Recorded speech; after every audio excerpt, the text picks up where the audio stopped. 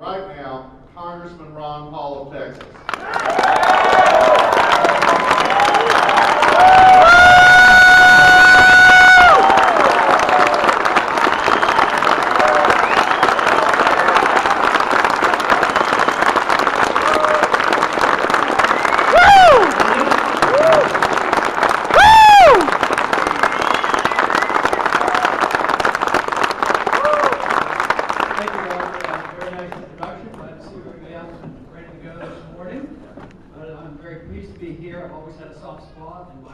Assemblies because I consider this the constitutional wing of the Republican Party. There's a couple of good reasons why we should concentrate on the Constitution. It's not that I think it's a perfect document, but a society that should be civilized should have a rule of law. And we do, go through the formality when we go to Washington to take an oath.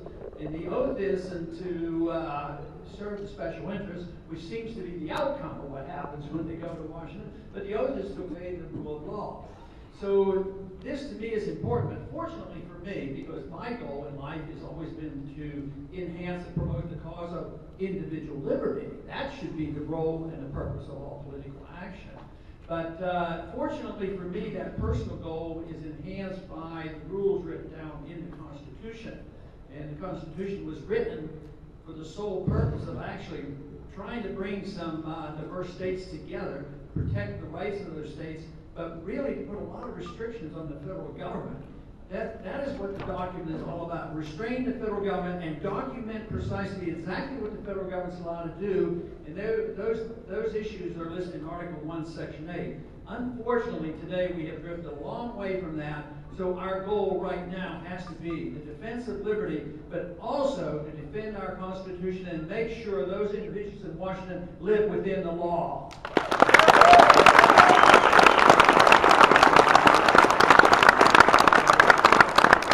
One of my biggest gripes about government, because we've heard these sayings so often in campaigns, well, when I get to Washington, when I do this, we're going to have open government. We're going to tell you what's going on and let you know exactly what's happening. But whether that is said from the either of the two parties, generally speaking, they go to Washington and their sole goal is secrecy in government. And if there's any one thing that would benefit us, it is to get more openness in government. We have had a turnaround over these many, many decades, maybe even 100 years, where our government, instead of protecting our privacy and protecting our Fourth Amendment rights, what they do is they protect the secrecy of government and they invade on your privacy, and we have to reverse that back to the government.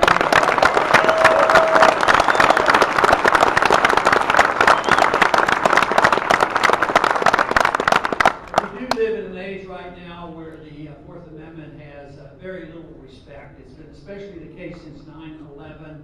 All you have to do is look at the passages of some piece of legislation and the ability of our government to invade our privacy without proper search warrant.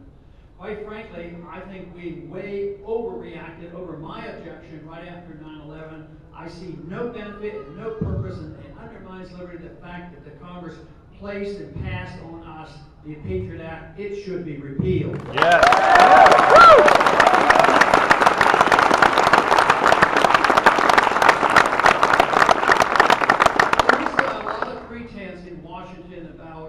Openness in government, and sometimes some good comes of it, but for the most part, I think government becomes more secretive. You take, for instance, the one big issue that many of us, I'm sure most of you in this audience have participated in, and that is to get rid of the secrecy and all the chicanery going on at the Federal Reserve and get a true audit of the Federal Reserve.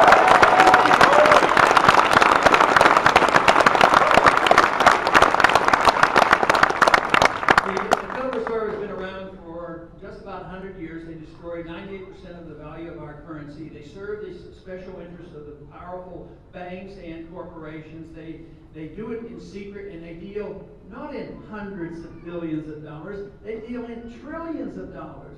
You know, Congress is rather like a piker. You know, when the crunch came in '08, Congress went and they wasted and used $1 trillion of our money to bail out their friends. But the Fed got involved in passing out $15 trillion worth of credit and serving the interest. And we weren't even allowed to know what they were doing. We've been struggling to get the information. When we finally got some information and found out that they were dealing between 15 and 16 trillion dollars, we found out that $5 trillion went to help foreign central banks and foreign governments. This is the reason we have to get to the bottom of this. Of course, eventually, I think we should get rid of the Federal Reserve.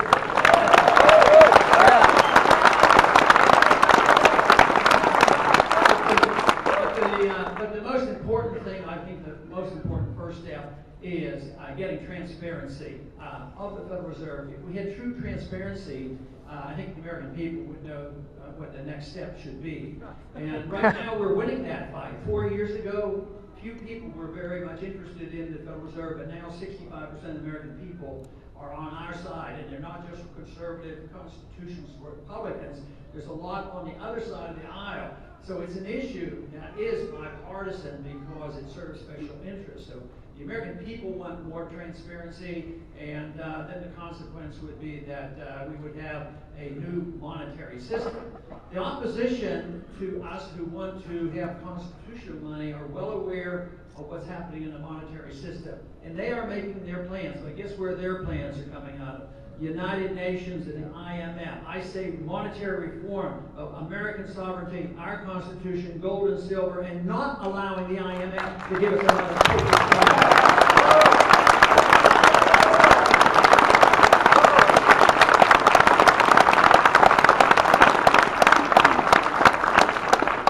The Federal Reserve is really the instrument of big government. There's a lot of people pay lip service against big government. They don't pay a lot of attention to the Fed. But the most important part of our economic crisis today is the overwhelming debt that we have worldwide, whether it's just our debt, our state debt, our corporate debt, personal debt, or individual country debt like what's going on in Greece right now.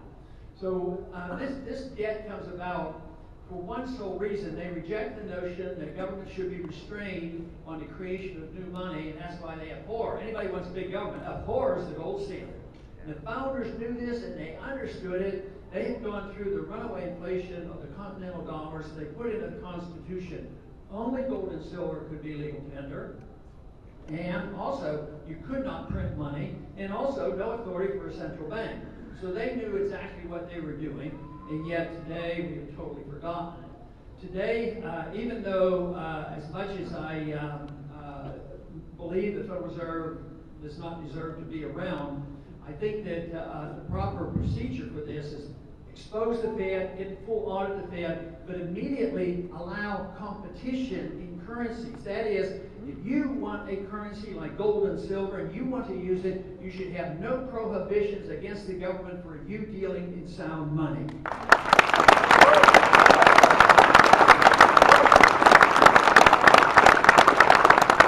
Today, individuals have tried this. They have challenged it. They have been practicing civil disobedience, although they're obeying the Constitution. So they've tried to use gold and silver, and literally have been arrested and their gold and silver stolen from them. And also the use of old silver dollars. There's, many of us remember that, where you had American silver money. If you use that as legal tender, silver dollar for $1, of course you go to prison, because you're defying the law, which defies and contradicts the Constitution, that said only these Federal Reserve notes are legal tender. But if you ask, as I have the Federal Reserve Board Chairman, well, what is a Federal Reserve note? Define it. They can't even define it. And yet the Constitution is very clear, and the history is very clear on what a dollar actually has to be. So legalizing competition would mean that you repeal the legal tender laws, but what you do is also you get taxes off money. And if you want to use gold and silver, you can't have to. Shouldn't have to pay sales taxes and capital gains tax in order to be competitive. That way you could have a transition. This could be worked out. In Washington, generally speaking, if you talk about more openness in government and talking about not punishing people who become whistleblowers, the general consensus is sure, we have to protect whistleblowers because they're taking risks, they're speaking out, and their goal is to tell the truth. And I think that is good, but the net results of protecting and legally saying that a whistleblower is protected doesn't work out that well. It all depends on what they're blowing the whistle on. If they don't want that information out, then they come down very hard on the whistleblower. But the whistleblower in a free society is very important, especially under the circumstances that we have today, because there is so much secrecy. Right now, the Republicans in the House are doing a pretty good job on a couple issues where they are trying to expose exactly what this administration is doing. The Solyndra fiasco, this corrupt deal, which was all politics, all part of the philosophy of government intervention and giving out grants to special organizations. So Solyndra got almost $500 million, and they blew it. They lost it, and it was all political motivation. And now they won't tell us exactly what went on. So they're getting ready to subpoena the records of the administration. And I think that is good, and I think what they're doing is exactly right to get to the bottom of it. But unfortunately, sometimes not only did the expenditure of Solyndra money be that it was motivated by for political reasons and political gain, sometimes the investigations are motivated by political gain as well. But nevertheless, I think it's right and proper that we try to get to the bottom of it. The other one that I think that is very good that there's an investigation and trying to call the administration on is that is this horrendous problem in the Justice Department when they pursued this Fast and Furious program. I think we should get to the bottom of that one as well.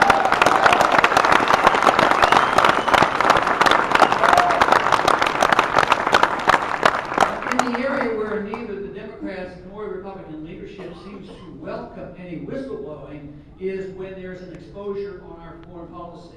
The fallacies of why we go to war and what we do. Daniel Ellsberg was never a hero in this country, but if it had not been finally for Daniel Ellsberg, we would have never gotten the proof, positive, that they knew all about why we went into war. There was no real attack on us, and it was all rigged. We went to war over misinformation and not a lie.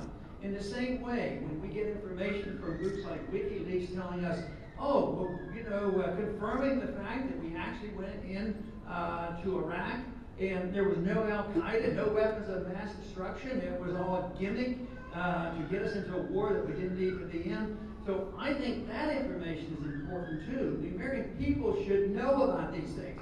Matter of fact,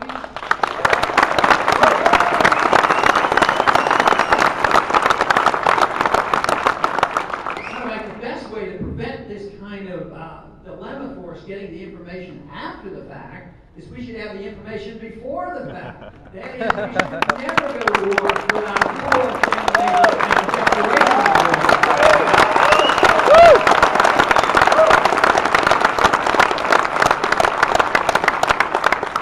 Of course, this is what's happened to us in foreign policy over these many decades now. Since World War II, we haven't had a declared war. When I was drafted in 1962, during the Vietnam War and the Cuban crisis, it wasn't for a declared war. It was for another war that was started based on a lie. Korea. Why did we go to war in Korea? Oh, it's a UN resolution. Why in the world should we ever accept the fact that we go to war under NATO and UN resolution? We should only go to the war when the people in this country declare the war.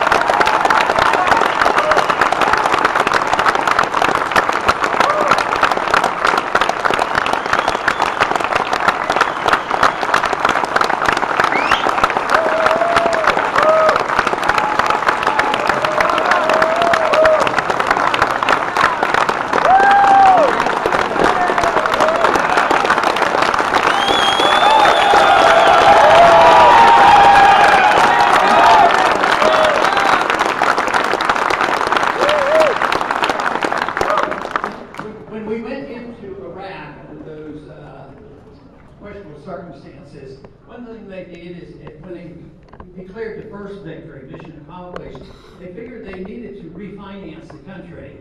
So they had this neat little trick called inflating the currency.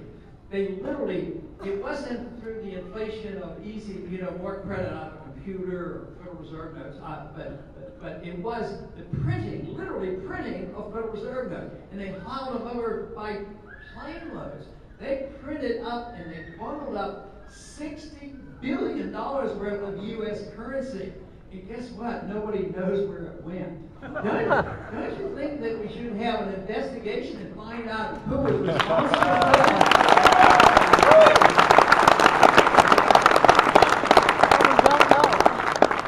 There's so much that we need to know about our government, and the revelation of what they've been doing, I think, would stimulate more people to say, look, we need our Constitution back, we need limited government, we need the responsibilities returned to the people rather than depending on the politicians and the people who think that they can take care of us from cradle to grave, tell us what to do with our lives and our money, and also tell every other country how they should run their affairs.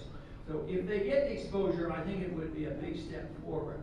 But I'd like to see an investigation on why the federal government, I mean, we know about Fast and Furious, but what about these 50,000 per year of these SWAT break-ins in this country on the pretense that somebody might have some drugs, and a lot of times they make a mistake, and a lot of times they kill innocent people without a proper search warrant. We should demand an investigation on that and come to our senses on how often anybody should be busting into our houses, especially if they don't have a search warrant.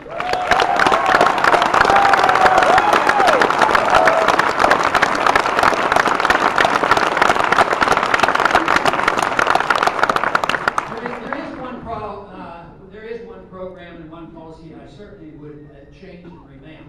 Although right now a lot of people in this country are still quite favorable toward it, but we should think about it very seriously.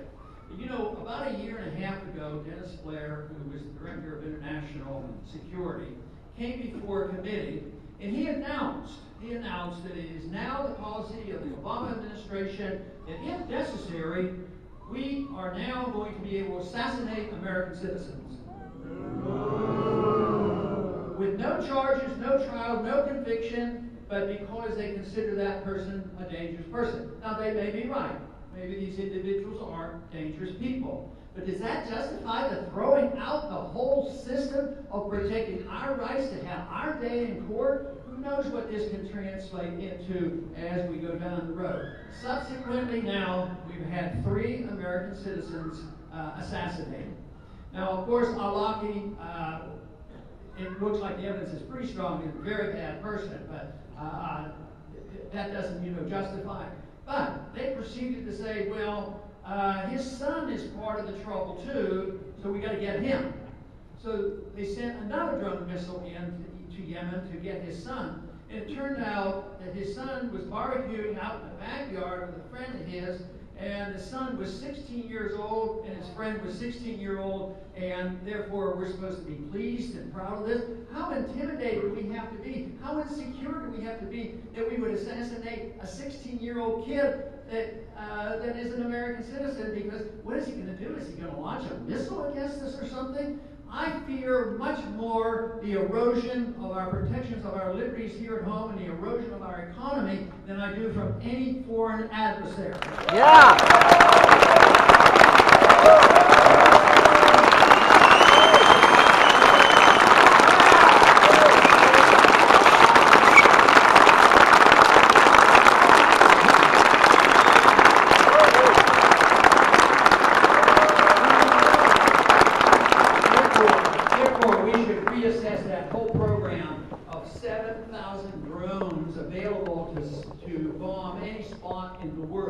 You know that when the innocent get killed, because we go after one guy and some extras get killed, don't you think they have a right to be a little bit of annoyed with us? But here we are dropping drones on a daily basis. A bunch dropped yesterday in Pakistan. So this annoys the people. The people are outraged at this. At the same time, we're giving billions of dollars to the government of Pakistan. And now a civil war is about to break out there. And it is generally recognized that that's likely to happen, that we'll probably be involved in another war. But guess what? After 10 years of propping up a corrupt dictator, a guy by the name of Karzai in Afghanistan, guess what he said? Does he play along with the game and say, oh yeah, these Pakistanis better calm down, these are our friends, these Americans, they give us all this money. No, he says, if there's a war breaking out, I'm siding with Pakistan. Why doesn't this wake us up and say, maybe our policies are flawed? I think they're deeply flawed. I think it's time for us to come home and mind our own business. Yeah!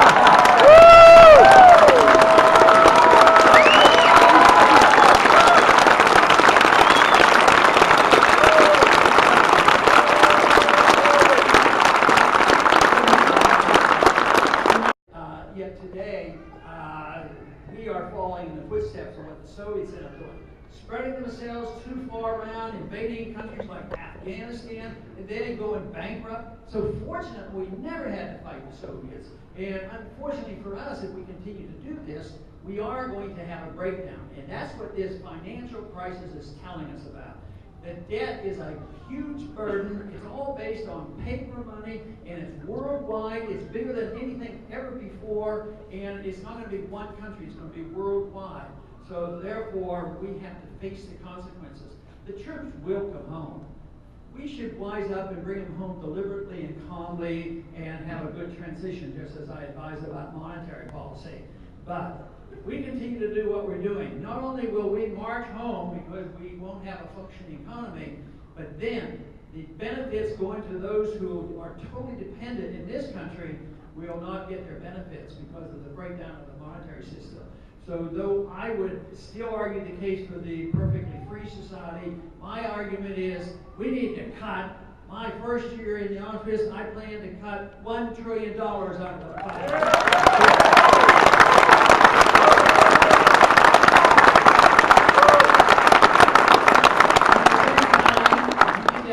You would not have to attack the elderly who have become dependent or the children who get medical care, and we could work our way out of it.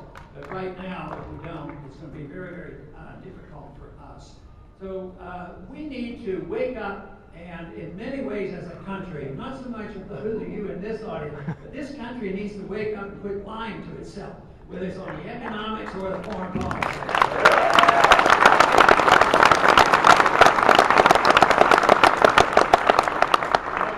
Is a healthy dose of renewal of the spirit of liberty. We need to understand that the laws don't make us free as much as the spirit of liberty burning in our hearts and in our minds. That is what's necessary. That is where I see the tremendous growth in this country today, is the spirit of liberty is alive and well. I find this especially the case, very encouraging, that it's alive and well on our college campuses, and the young people are looking for a more free society than they are for dependency on government. I think that is very helpful.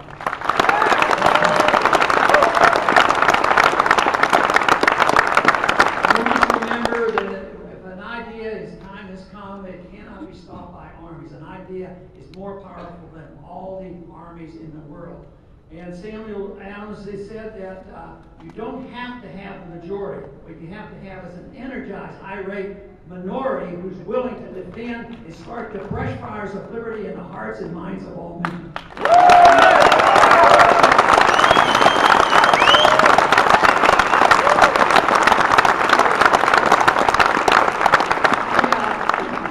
Personal convictions on why I prefer to live in a free society.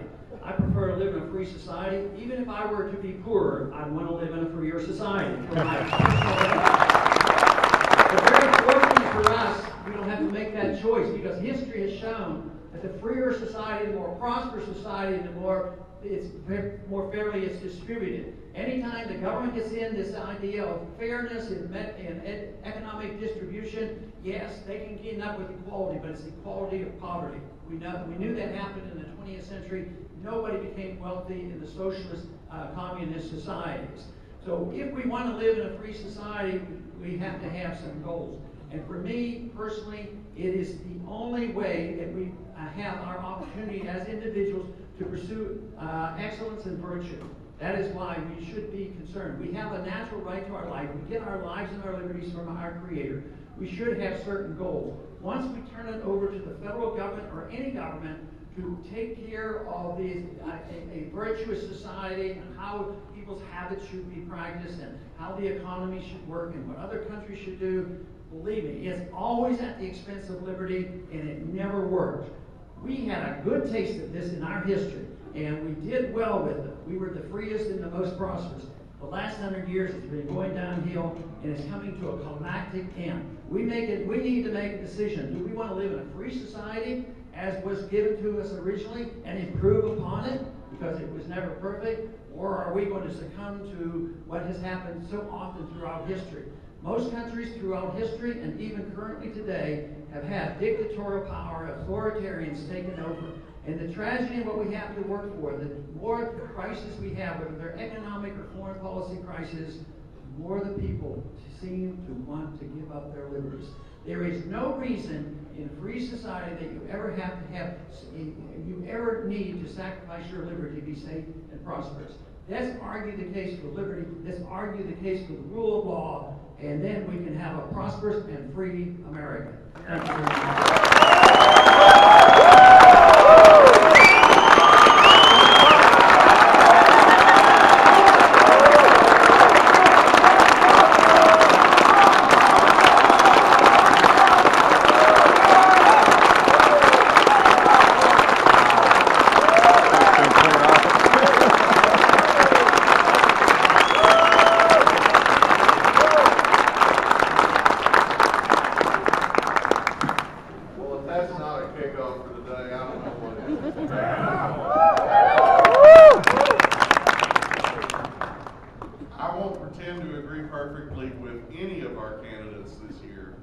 But I want to tell you, I'm so encouraged by the caliber of what we have compared to every other year of my lifetime. We actually have a debate that is rooted in what is and isn't constitutional. We have nearly all of these candidates talking about the illegitimacy of failing to properly declare war. We have real discussion of the Federal Reserve, which honestly hadn't happened in 100 years. And, you know, we owe a lot of that to Ron Paul. So